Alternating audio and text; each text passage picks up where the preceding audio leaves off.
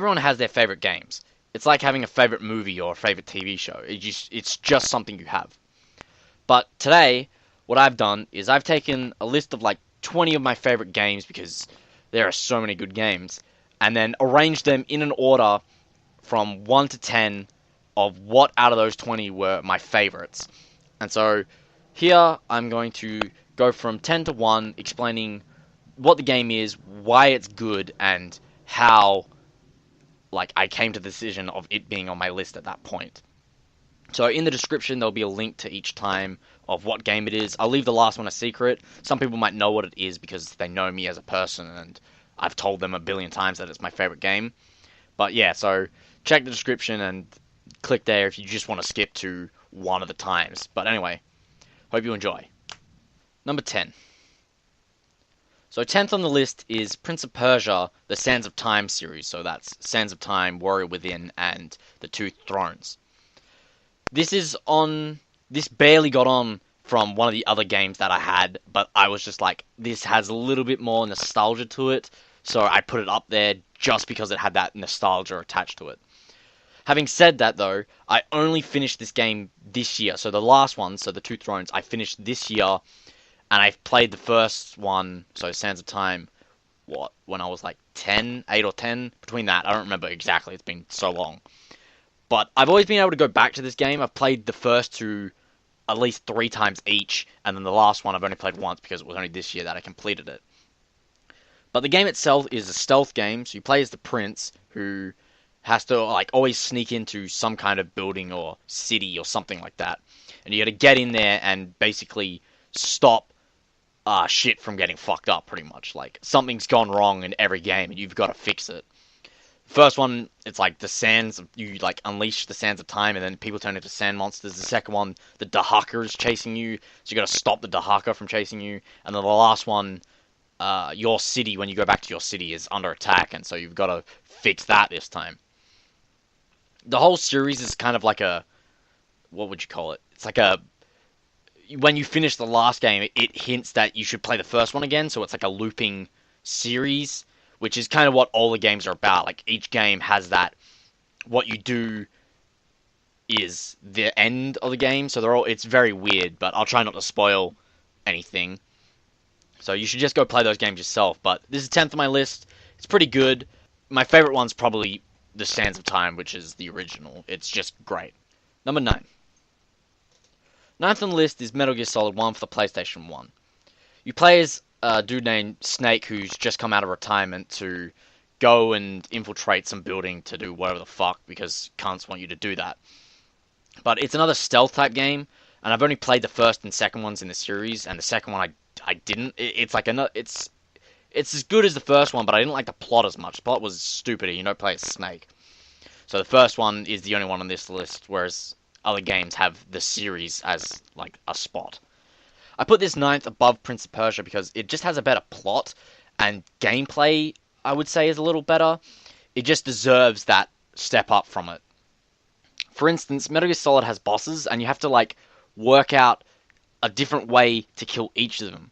So, for example, there's a boss that you need to find the sniper rifle in the game to then be able to sniper the boss without being seen, but also, in order to shoot the boss, you have to come out of cover, but then she'll shoot you because it's she's also a sniper. So it introduces this weird mechanic, I would say, that I haven't seen in a game before, where it's you have to always be one step ahead of what the bosses you're fighting are thinking, whereas other games it's just you run into a boss room, okay, I'll just kill that boss. Whereas this is you run into a boss room, you're like, oh, what the fuck's going on? I better go find a weapon that's able to kill this person. So that's why Metal Gear Solid gets put in its 9th position. It just has a better way of doing a boss or a fighting mechanic. Number 8. 8th, I put Phoenix Wright. Now, people might argue that this isn't a game, it's a visual novel, but fuck them, I love this game, it's great, it's a game. I'm putting the series in the 8th spot just because I can't decide which game I like better. They all blend together in my mind and they're really good. But in it, you play as a lawyer called Phoenix Wright who has to solve cases of murder I think every game is murder. Yes, every game you have to solve a murder case for some fucking reason. But anyway, you play as Phoenix Wright, who goes to court and goes through the crime scenes. You got to look for clues and then solve the mystery of who killed who. This game is 8th just because I love like plot. Plot is my favorite thing of a game. Like if a game has a crappy plot, I can't play it. It's just if the plot is so horrible, I can't touch the game. So it's in my 8th spot because I love the plot better than Prince of Persia and Metal Gear Solid, but it's still low on the list because there are some other things that I just love way more. This is like a casual game, I would say. You would play it like when you don't really want to intensely play a game. You just want to like sit back, relax, and read a book is kind of what it's like. You just sit there, you click the A button, and then you point at shit and click A again. The music in that game is really good. It like gets stuck in your head, and at times when playing, I've gotten up off the couch, like started dancing to the music just because it sounds so good. It originally was on Game Boy, and then it's on DS as well. So if you find a copy and play I think there's 6 games now. Yeah, there's 6 games, and I've only played 4 of them. But yeah, it's really good. It's just a casual, fun game, and the plot is awesome. Number 7. The Walking Dead Telltale. Now, I'm talking about Season 1 and Season 2. I played a bit of the Michonne one, but I didn't like that as much. This game is so good. Like, it's just another, like, text game. You barely do anything. You just, like, walk around and look at stuff, and then you listen to people talk to you, and then you make decisions, and that affects, like, the outcome of the game. Both Season 1 and Season 2 made me cry like a little fucking bitch. Like, I've teared up in those games so much just because that's how, like, engrossing the story is. Like, I don't know if that's the right word to use. And I'm going to get the 3rd fucking season, which comes out, I think it's already, no, it comes out December 21st, so I'm definitely going to fucking get that. So if, by the time that this video comes out, if it's past the 21st of December, I have the game and I'm playing it at the moment. But if not, I'm not playing it, and I'm looking forward to it so fucking much. The first one you play as Lee, and then you find a chick called Clementine, and the second one you play as Clementine. The plot of both games, it's so engaging that you just can't put it down once you've stopped. Because I got the first one, and like all the episodes were out because it does it episodically, and so I think I just sat down for like 1 week and I did nothing but play that game. Whereas with the second one, I got it when it first came out, so I only had the first episode.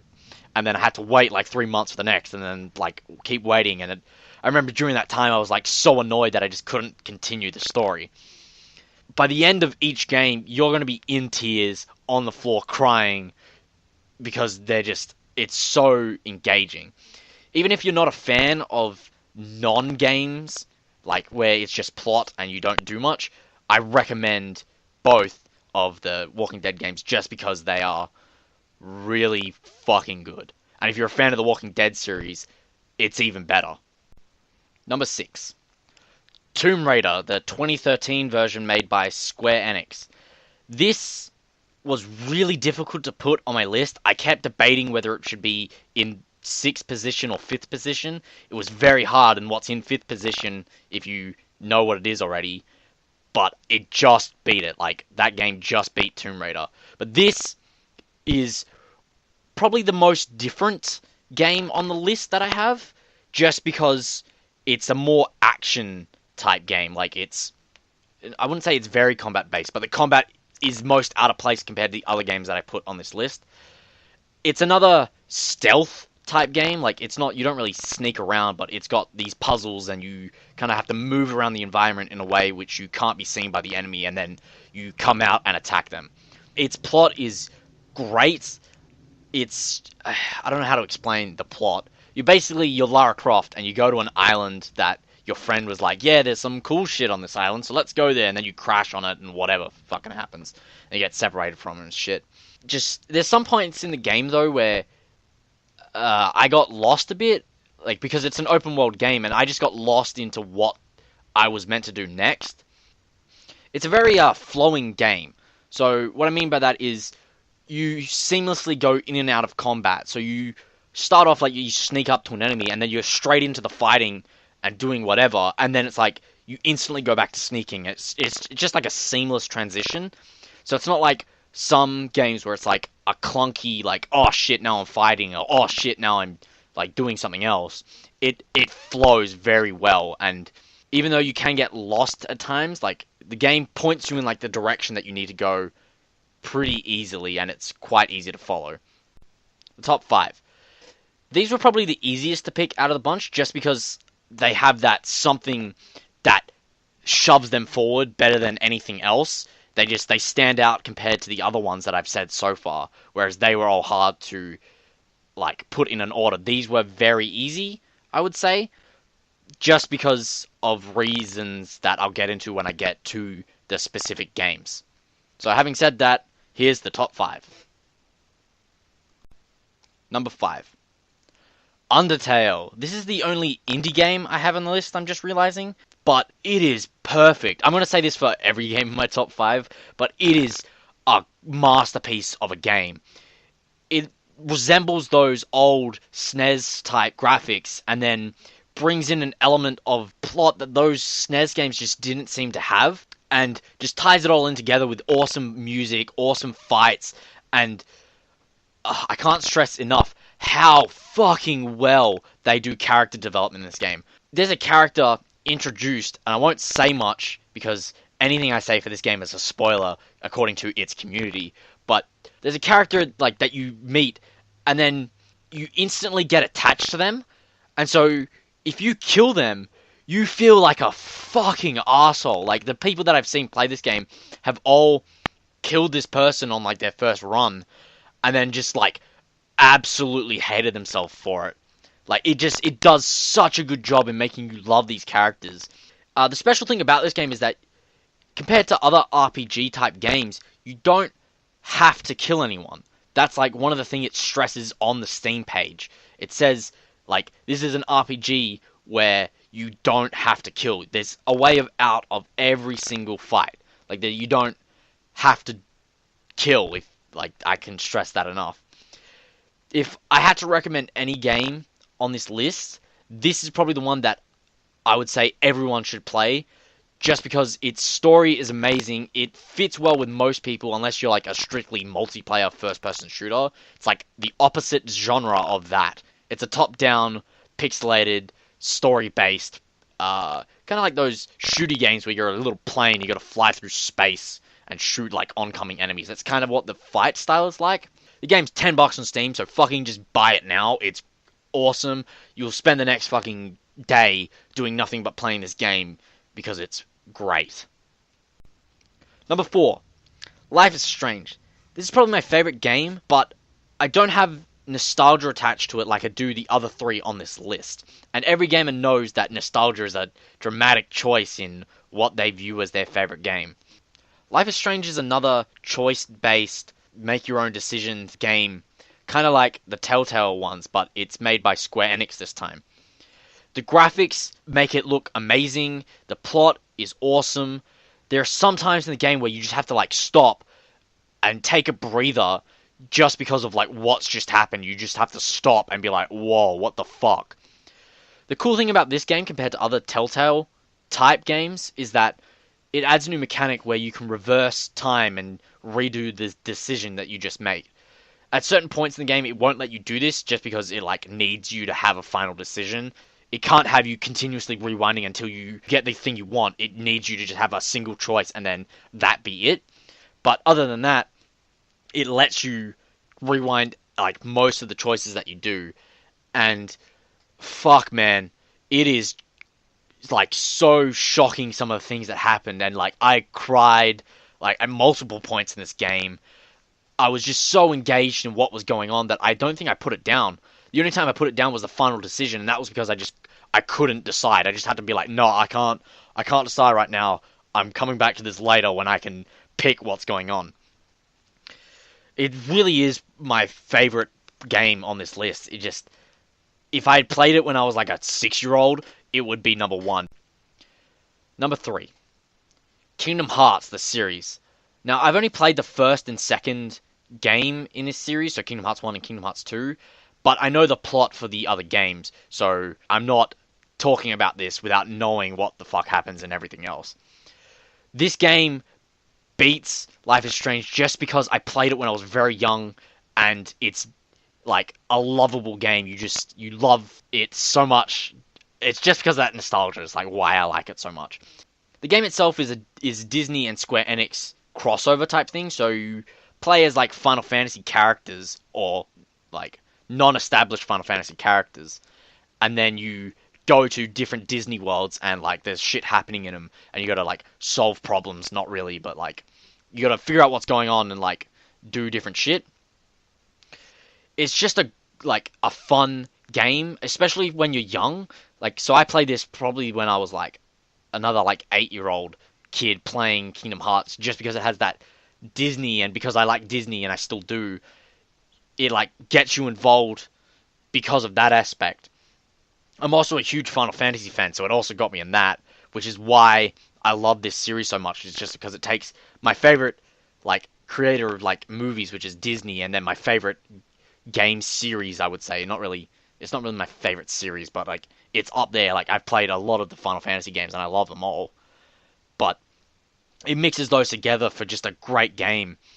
And even if you haven't played the game before, you will get a nostalgia hit because I guarantee everyone's seen a Disney movie when they were young, and so it kind of puts you into those worlds, and you explore those worlds as this main character named Sora with Goofy and Donald, who are your sidekicks in this game. The combat in this game is like the style of like a beat 'em up, but it's a slash 'em up, I think is what you would call it. You have a keyblade, and you hit the X button repeatedly to attack people, and then you have magic to heal yourself or cast on other people, but me personally, when playing this game, I didn't use the magic as much as I just attacked people. Like the only magic that I used constantly was the heal, because you need the heal to like complete the game, otherwise it's fucking hard as balls. But this is a great game. It was for the PlayStation 2. I think the other ones are like DS games, but I never played them, and so I wasn't really a fan of them. And I can't wait for fucking Kingdom Hearts 3. That fucking better not disappoint me, because I really am looking forward to that. But yeah, just find a copy of this game. I'm pretty sure you can get them on PS4 now. I think they remastered them for the PS4. I know they're on PS3, but just find a copy of this game and play it, because you won't regret it if you have any kind of attachment to Disney Final Fantasy, or you're just looking for a fun game that's easy to play. It is really good. Number 2. Final Fantasy VII. This is probably the best Final Fantasy game, and I went into it knowing like major spoilers for the game, and it still shocked and surprised me just because it's that good of a game. The characters, the story, the gameplay itself are all amazing, even for an old relic on the PS1. Like most old PS1 games have some outdated system where it's like, oh, you're like, oh, that's kind of dumb. But this still holds up today. Its graphics aren't amazing, and they can be a little irritating at times. I noticed that when like replaying this game, but you still like love what's going on. It's very well done, and I hope they don't fuck up this remake. You play as Cloud Strife, who joins an eco-terrorist group called Avalanche. You then go and blow up a reactor core thing, and then because of that, shit goes down, and you gotta like flee the city, and other shit happens, and I'll try not to get into it too much. But basically, you go around, you collect up like a group of people, and then you gotta fight some bad guys and shit. This is a turn-based fighting game, so the random fights that pop up when you walk around certain areas are turn-based, so you gotta wait until it's your turn, then you attack. And some people don't like this, however, I find this probably the best kind of fighting system in games. That's not a very popular opinion, but I kind of do. It makes you strategize what's going on. The spoilers of this game, which I won't say, fuck, man, they make me cry every fucking time. Especially when it's the plot and the music mixed together. Oh, man, this game is just a perfect fucking game. I know this is me saying this because it's nostalgia. I have a lot of nostalgia attached to this game. But, ooh, man, it's so good. It's on Steam. They keep remaking all the games, but I recommend if you play it on PC, use a controller. That's how I played it, and it feels better to play it with a controller than the shitty keyboard controls. At times, the game can be a little confusing, especially nearest to the middle. Some shit just happens, like, plot-wise, and you're like, what the fuck is going on? Like, I had to look up what some of the shit was, just because I was like, what is happening? That's my only down point to the game. Other than that, it is very well made. The only thing that's bad is its graphics, and they're upgrading them in the new Final Fantasy VII that they're making, but I guarantee they're going to fuck that up. And when they do, I will be sad and disappointed and just rant about it on the internet, because that's what I'll do. Play this game. It is great. Fucking do it now. It's on Steam. Use a controller. Do whatever the fuck you want. Just play this game.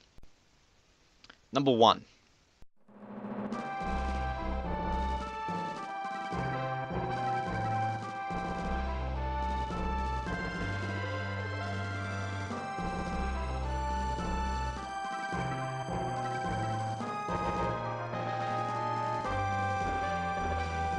Illusion of Time for the Super Nintendo. People in America call this game Illusion of Gaia, but I'm not going to call it that because that's not what it's called. This is number 1 because of nostalgia. It's not the best game on this list. It's not a very well-made game. It's just my favorite because I've played it every year of my life since I can remember. There's not been a year that I haven't played this game. This game you play as a kid named Will, who went to the Tower of Babel with his father, but then woke up back in his hometown, not remembering what happened, and his father was missing. A year later, the princess shows up at your house and is doing some random shit or whatever, and then you end up, like, having to go to the king's castle, and you end up being, like, kidnapped by the king or some shit like that. The gameplay resembles that of a Legend of Zelda game, where it's like you just, like, you mash a button and you attack. So, like, the original and the SNES version of a Legend of Zelda, where you just run around and you attack things. That's kind of how this game plays with its fighting mechanics, but it does a little differently as you can change characters. So you change between Will, Frieden, and Shadow. Yes, you play as those 3 people, and you go to these, like, save points, and then you can switch between the characters depending on, like, where you're at in the game. This adds a twist to traditional RPGs, because instead of just being able to use all abilities and finding them, you now get specific abilities for specific characters, and you can only play as one character at a time. This game is literally number 1 on this list just because it's so nostalgic to me. Like, I cannot go a year without playing this game. I think I've already completed it twice this year. Yeah, that's correct. I've completed the game twice this year. So that's how much I love this game. It's fairly short. It takes like a weekend to play. Not even that. It takes like one day. You sit down in the morning, you play it throughout the day, and then you're done by the end of it. It can be hard for beginners just because it's different in the way that you level up in the game. To level up, you have to kill every enemy on each screen, and then you get like a defense up or a HP up or a attack up. And if you don't do this, it's very hard to complete the game. So go into it knowing that this is a thing if you go to play this game, because when I first played it as a very young kid, I didn't know this, and I got to the end with half the amount of health that you're meant to have because I didn't kill all the enemies. This game is just great. It is my favorite fucking game of all time. If you don't have a SNES, fucking buy one on eBay, buy this game, and then just go and play it. It's, oh man, it is so good. I know I'm saying this just because it's nostalgic to me, but I can't, like, not play this game. Like, if I hadn't played this game, my fucking life would be different. Like, that's how, like, influential this game is to me. It's a masterpiece of a game, but just fucking play it. Just do it now. Go get the game, play it, do it now, or I'll murder every single one of you. So that was my top 10 favorite games of all time. You have no idea how fucking hard it was to order these games. It was, god damn, it took me like 2 hours just to put them in this list. That's how fucking much I love all these games. And there was even, the 10 that I didn't put on, I have here in front of me, and fuck man, I'm looking at it now, and I want to put them in the list just because they're that good. So, in the comments, tell me what your top 10 favorites, if you can possibly do that. I don't know, it might take you fucking 5 hours to write the list, but, you know, leave a comment, tell me what your favorite games are. And if you want, I will do separate videos going more in depth into each of these 10 games. I know I didn't really talk for very long for each of these games, but if you want me to, I will go into more depth with spoilers for these games if you want. So leave a thumbs up if you want that to happen, because I'll do it. But other than that, like if you feel like it, even though I just told you to like. Subscribe if you want. Adios.